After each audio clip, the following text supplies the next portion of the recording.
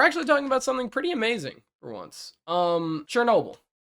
Not amazing. Not okay. Out of context, it doesn't sound like I'm talking about something positive, but I really am. I really am. You gotta hear me out. You gotta hear me out really bad. Chernobyl, we all know it, kinda. It's an area in the former USSR that during the Soviet times, they fucked up the entire zone, irradiated to shit. But the good news is scientists have been slowly looking at it over the course of time, and the local wildlife has adapted, right? Wild boars, wolves, they've all adapted to live in the Chernobyl exclusion area, and that's excellent to hear because 4 days ago scientists discovered it's called Zadandrov, Zadendrov,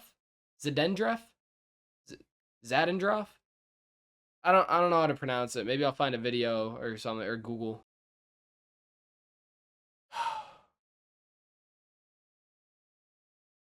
Zadendrov.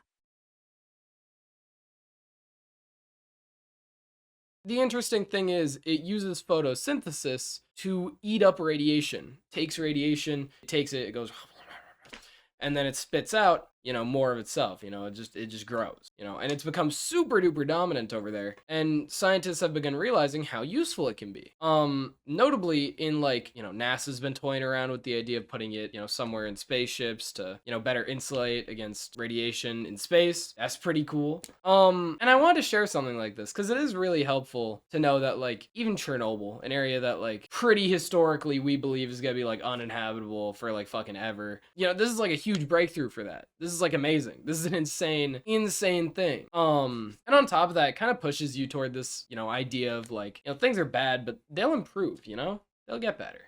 It's good to hear some good news about it. It's good to hear that. That's about it. This is gonna be a shorter upload than usual. So have a great rest of your day.